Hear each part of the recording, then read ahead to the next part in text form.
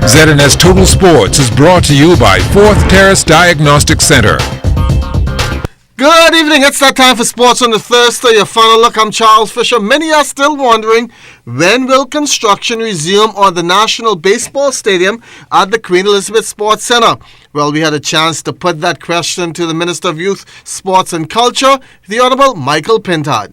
The government approved additional funding for the baseball stadium since we've been in office in order to clear up a number of back bills that had hindered the project from moving forward.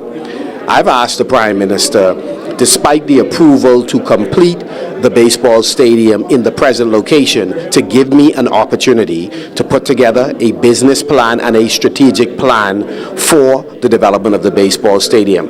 That includes entertaining the idea that we might have to reduce the size of the baseball stadium and construct another stadium in the original location that we had identified. So the present location is one option.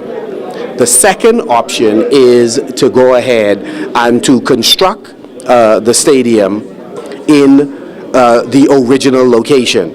And so I intend to report to the Prime Minister and the Cabinet of the Bahamas during the course of this month on the business plan which we have developed, as well as the strategic plan for the Queen Elizabeth Sports Center, which includes the baseball stadium.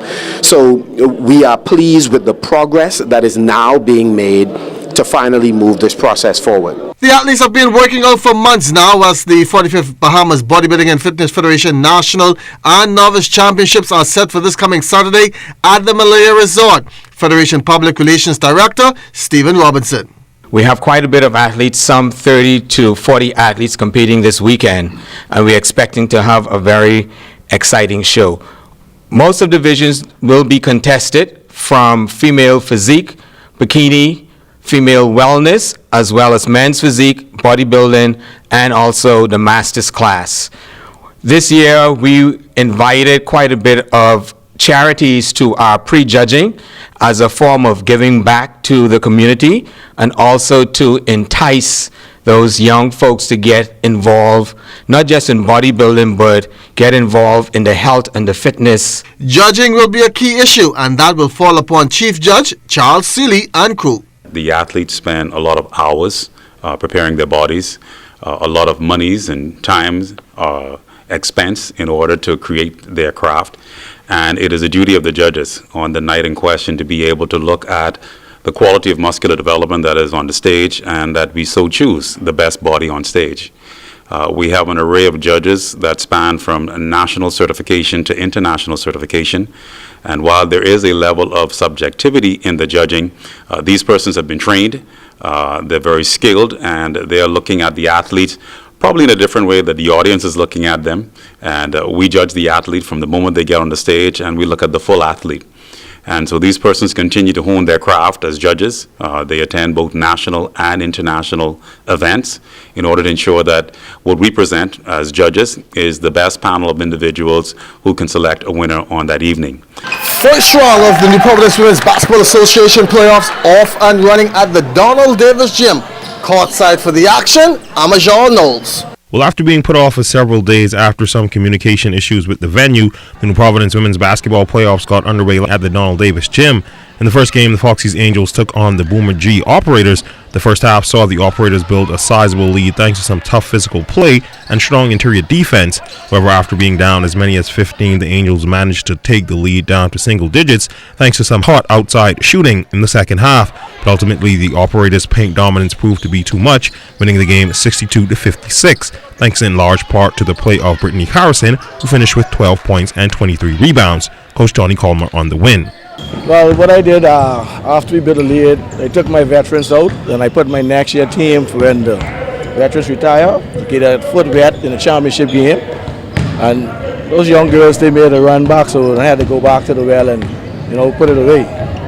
Head coach of the losing team, Anthony Swaby, on what went wrong for his team. Remember, this is still a young junior high senior team playing the champions and the senior veteran team. So unfortunately, down the stretch in the third quarter, we made some mistakes and we had to fight back too hard in the fourth quarter. But, that's the promising the things to come.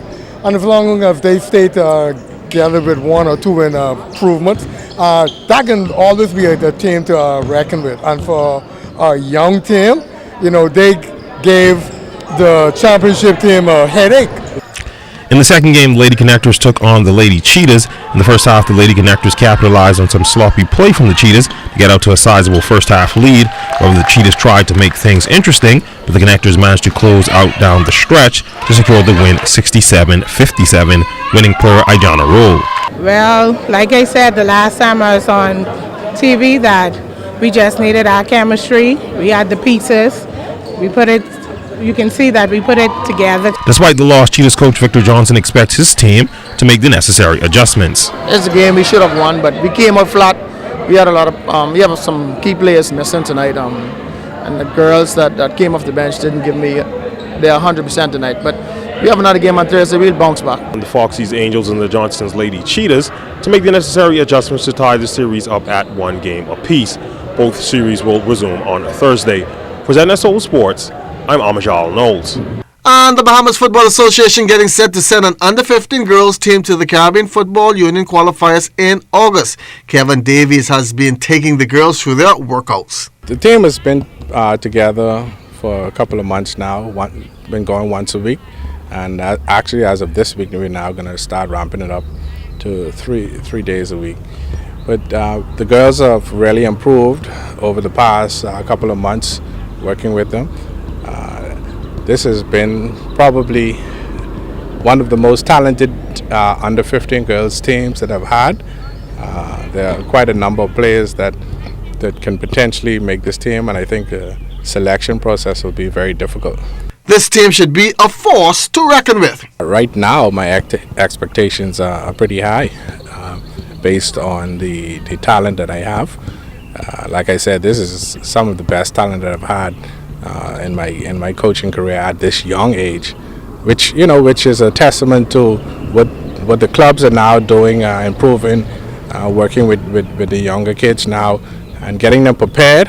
So when they come to national training, we don't have to work so much on basics. Right now, there are about 30 girls trying out for the 18-member squad and will encompass players from not only Nassau. We also need to go over to Freeport and see what we have over last year. I had 8 girls from Freeport on the team, so we still need to go over to Freeport and see what is available over there. And that's going to be it for your Fun Look at Sports. I'm Charles Fisher. Enjoy the rest of your evening.